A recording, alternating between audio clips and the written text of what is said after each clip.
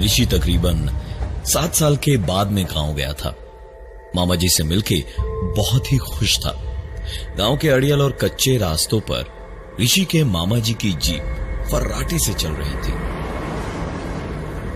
इस रात के वक्त रास्ते भर बातें करते करते घर पहुंचकर खा पी के बैठ के मामा जी ने ऋषि को गांव की एक से बढ़कर एक कहानियां सुनाई। लेकिन एक कहानी थी जिसने ऋषि का सिर्फ ध्यान ही अपनी ओर नहीं खींचा, बल्कि उसे सोचने पर मजबूर कर दिया कि वो खुद जाकर देखे। वो बात थी मामा जी के घर से 5 मिनट की दूरी पर नदी के उस पार एक लाइब्रेरी की, जो करीबन 30 सालों से बंद थी, क्योंकि वहां भूतों का डेरा था। हो ना हो, कुछ तो गड़बड़ जरूर है वहां। ऋषि के दिमाग में यही चल रहा था, क्योंकि भूत प्रेतों पे रत्ती भर भी विश्वास नहीं था उसे। जब सब लोग आराम से सो रहे थे, उस वक्त ऋषि रात 1 बजे का अलार्म लगा के सो रहा था कि अलार्म बजते ही उठेगा और वहां उस लाइब्रेरी में रात के अंधेरे में जाके सच क्या है वो देखेगा। ठीक 1 बजे मोबाइल की घंटी का अलार्म बजा और ऋषि आंखें मलता हुआ उठा और उसके बाद चुपचाप छुपता छुपाता सबसे बचता हुआ ऋषि नदी के पास पहुंचा तो हल्की हल्की नदी की बहती हवा और पानी की हल्की आवाजों के साथ मिलके झिंगुरों और सारे जानवरों की आवाजें माहौल की खूबसूरती में डर को शरबत में चीनी की तरह खोल रही थी। देख के लगना तो बहुत अच्छा चाहिए था, लेकिन उल्लुओं और सियारों की आवाजें पूरे माहौल को बेहद डरावना बनाए हुए थी। ऋषि सोच ही रहा था कि उस पार कैसे जाएगा, जब एक आवाज ने उसके सवाल का जवाब दे दिया। ऋषि ने देखा तो अंधेरे में एक नाव वाला खैनी हथेली से अपने दांतों के बीच रखता हुआ बोला, का हुआ बाबूजी, नदी पार करी हो का? हम पार करा दें? ऋषि ने जवाब दिया, हाँ, जाने के लिए तो आए हैं। नदी पार उस भूतिया लाइब्रेरी में जाना है, चलोगे? नाव वाले ने मुस्कुराकर ऋषि को बैठने का इशारा किया और नाव चल पड़ी। पूरे माहौल में अब ढेर सारी डरावनी आवाजों के साथ नाव की पतवारों की आवाजें भी गूंज रही थी। कुछ आगे नाव पहुंची तो ऋषि ने पानी में हाथ डाला और लहरों में हाथ चलाया ही था जब नाव वाले ने कहा, अरे बाबूजी, ऐसे माहौल में फिल्मी ना बनिए। भूत प्रेतों का इलाका है, कहीं कोई हाथ पकड़ के पानी में न खींच ले। ऋषि जोर से हंसा और बोला, अरे हाथ पकड़ के अंदर पानी में खींच लेगा? तुम गांव वाले ना किसी भी बकवास को मान लेते हो, हा? लेकिन ज्यादा देर तक ऋषि की हंसी टिकी नहीं। सचमुच उसका हाथ पकड़ के किसी ने खींचा और वो पानी के अंदर उस छोटे से तालाब में डूबने लगा। और आखिरकार हांफता हुआ ऋषि अपनी नींद से जागा तो देखा घड़ी में टाइम 12:55 का हुआ था। ऋषि ने अलार्म ऑफ किया और उठ के हाथ मुंह धोकर चुपके से कमरे से बाहर निकलकर उस नदी की ओर जाना शुरू किया। तकरीबन 5 मिनट चल के ही ऋषि वहां पहुंच भी गया। बिल्कुल वैसा ही माहौल जैसा थोड़ी देर पहले सपने में देखा था। और एक आवाज और आई। ऋषि ने देखा तो उसकी आंखें पथरा सी गईं, क्योंकि उसके सामने वही नाव वाला खड़ा था जो उसे अभी अभी सपने में दिखा था। और उस नाव वाले ने कहा, का हुआ बाबूजी, नदी पार करी हो का? हम पार करा दें? ऋषि ने खुद को समझाया, ये सब कुछ बस एक इत्तेफाक है, और नाव वाले को जाने से मना करके नदी के किनारे किनारे कच्ची पगडंडी पे चलने लगा, उसी लाइब्रेरी की ओर। ऋषि के बढ़ते हुए कदमों के साथ साथ उसे पतवार के चलने की आवाजें भी सुनाई दे रही थी, लेकिन अंधेरे में कुछ भी दिखाई नहीं दे रहा था। कुछ दूर चलने पर ऋषि को लकड़ी का एक कच्चा सा पुल दिखाई दिया। ऋषि रुका तो पतवार की आवाज भी रुक गई।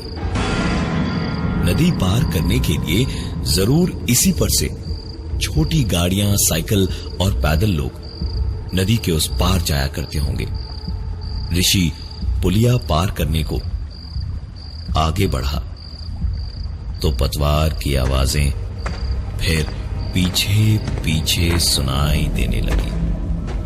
पुल के बीचों बीच जहां झूलते हुए पुल काफी नीचे तक आ गए थे, वहां से आती हुई पतवार की आवाज को देखने के लिए ऋषि थोड़ा सा झुका ही था जब देखे हुए सपने का एक और हिस्सा सच हो गया और ऋषि को किसी ने पीछे से ऐसा धक्का दिया कि वो सीधा पुल से नीचे नदी में गिर गया और डूबने लगा। कोशिश ज्यादा नहीं करनी पड़ी, क्योंकि वही नाव वाला किस्मत से वहां पहुंचा और ऋषि को बचा के न सिर्फ बाहर निकाल लाया, बल्कि उसे नदी पार कराकर लाइब्रेरी के पास उतारा भी।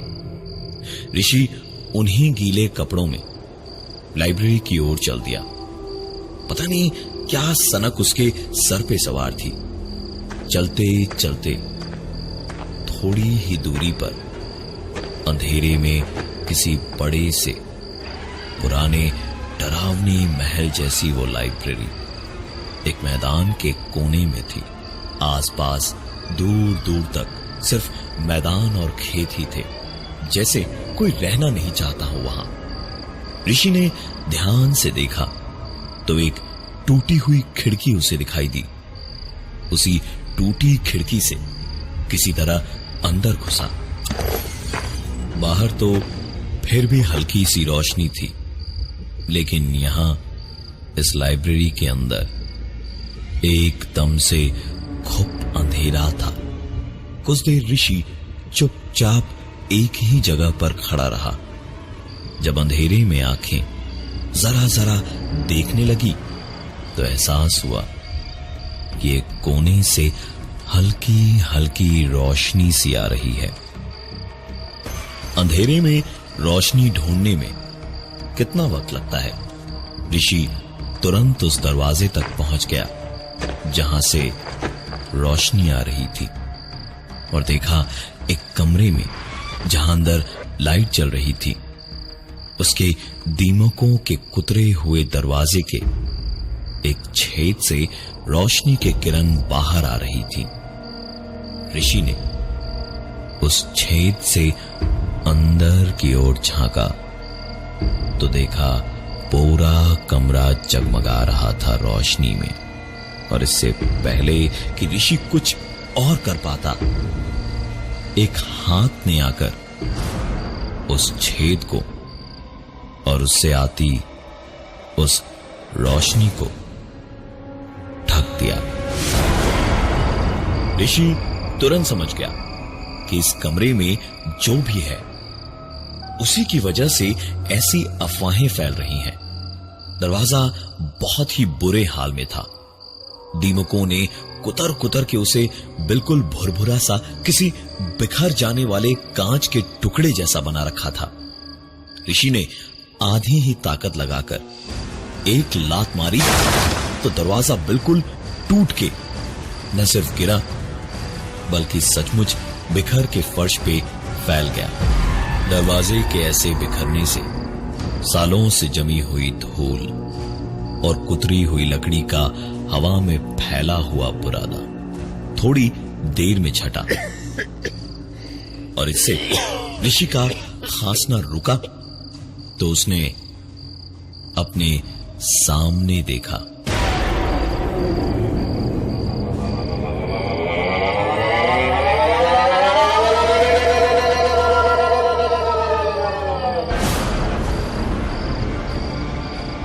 टेबल के साथ लगी कुर्सी पर एक आदमी बैठा था और एक अजीब सी आवाज कर रहा था।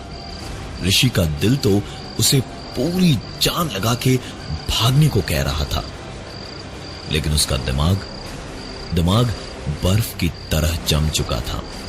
सोच नहीं पा रहा था। चाहता तो था कि वहां से भागे, लेकिन वो अपनी जगह से हिल भी नहीं पा रहा था। ऋषि वहीं जमे हुए देख रहा था कि वो आदमी कुर्सी से उठा और एक के बाद एक कदम बढ़ाता हुआ ऋषि की ओर आने लगा। उसकी वो अजीब सी आवाज बढ़ती जा रही थी।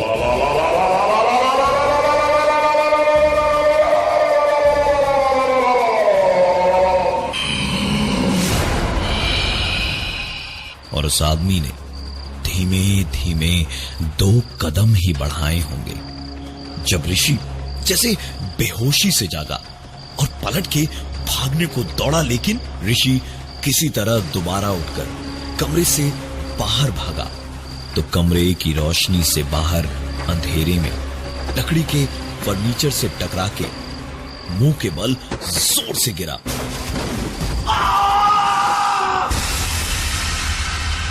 बहुत तेज चोट लगी थी ऋषि को। उठ के भागना तो दूर, उसके लिए हिलना भी मुश्किल था।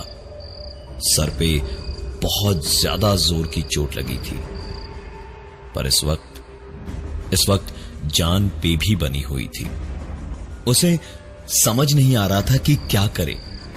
तभी अंधेरे में नजर गई एक कोने पे, जहां कुछ फर्नीचर्स ऐसे रखे थे जिसके पीछे आराम से छुपकर ऋषि बैठ सकता था। रेंगते हुए, खुद को घसीटते हुए ऋषि उन फर्नीचर्स के पीछे गया और वहां दुबक के सांस धीमी करके बैठ गया। और उम्मीद सिर्फ इतनी थी कि वो आदमी इस तरफ ना आए, लेकिन अंधेरे में अब साफ साफ ऋषि देख पा रहा था कि वो आदमी धीमे धीमे ऋषि की ही तरफ आ रहा था। ऋषि एक बार फिर वहीं जम गया। ऋषि चाहकर भी वहां से हिल नहीं पा रहा था और वो आदमी करीब आता जा रहा था और ऋषि के देखते देखते ही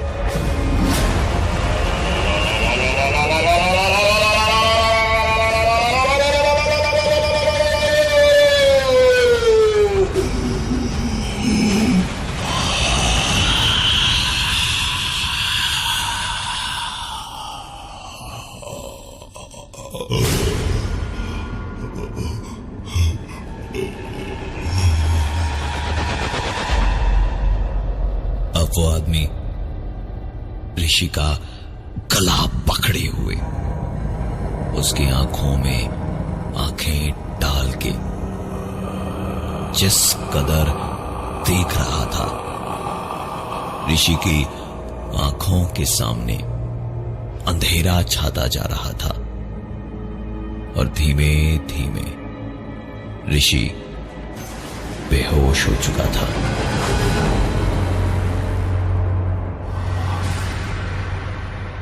ऋषि की आंख खुली तो सवेरा हो चुका था। उस अंधेरी लाइब्रेरी को दिन में ऋषि ने देखा तो अपनी आंखों से उसने हर एक कोने में धूल की एक मोटी परत देखी। लकड़ी के हर टुकड़े को दीमकों ने कुतर के भुरभुरा कर रखा था। लेकिन अजीब बात यह थी कि ऋषि जिस तरफ से अंदर आया था उस तरफ अब एक भी खिड़की दरवाजा नहीं था। ऋषि ने ज्यादा दिमाग नहीं लगाया और भागने में ध्यान दिया और चारों तरफ बस भागता रहा कि कहीं न कहीं से बाहर निकलने का रास्ता जरूर मिल जाएगा।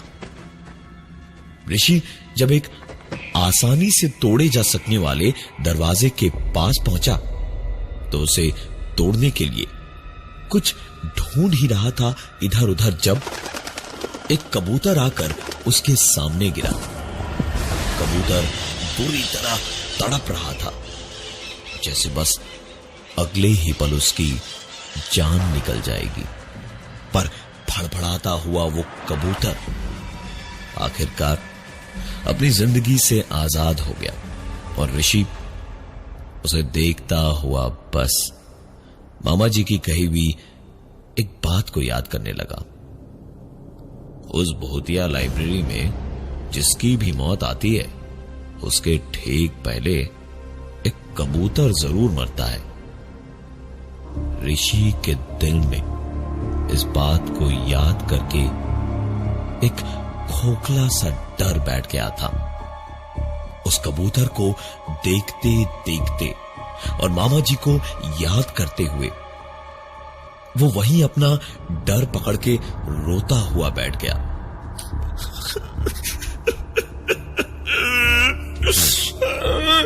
कितनी बड़ी गलती हो गई मुझसे। लेकिन कुछ ही देर में खुद को संभाला और उठ के बस उस जर्जर हो चुके दरवाजे को तोड़ने ही वाला था जब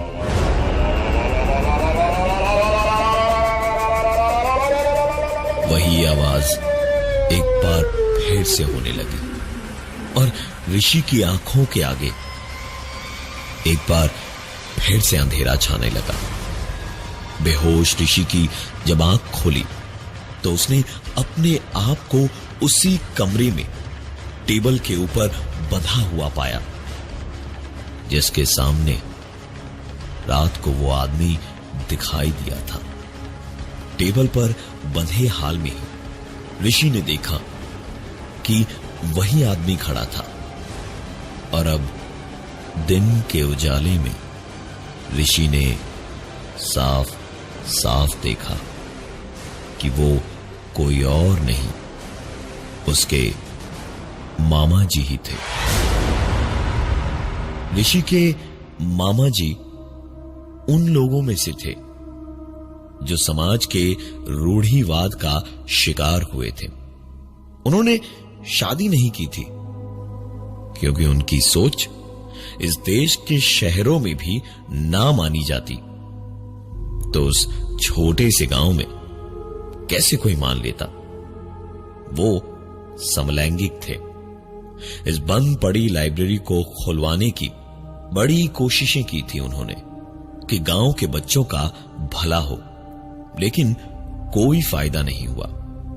और ऊपर से जब गांव वालों ने उन्हें एक लड़के के साथ देख लिया तो उस लड़के के साथ वो भाग के इसी लाइब्रेरी में छुपने आए और यहीं से बाहर घसीट के उन्हें जानवरों की तरह गांव वालों ने इतना मारा कि उन्होंने वहीं दम तोड़ दिया था।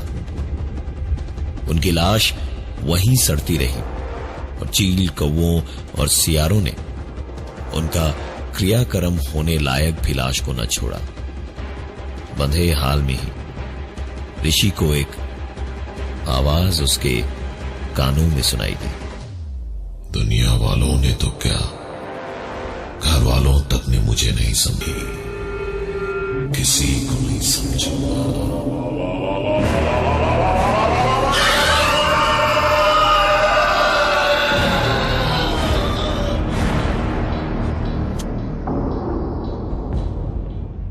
गांव में आज भी वो लाइब्रेरी बंद पड़ी है। कोई उधर नहीं जाता, क्योंकि कहते हैं कि अब वहां एक नहीं 2 आत्माएं रहती है।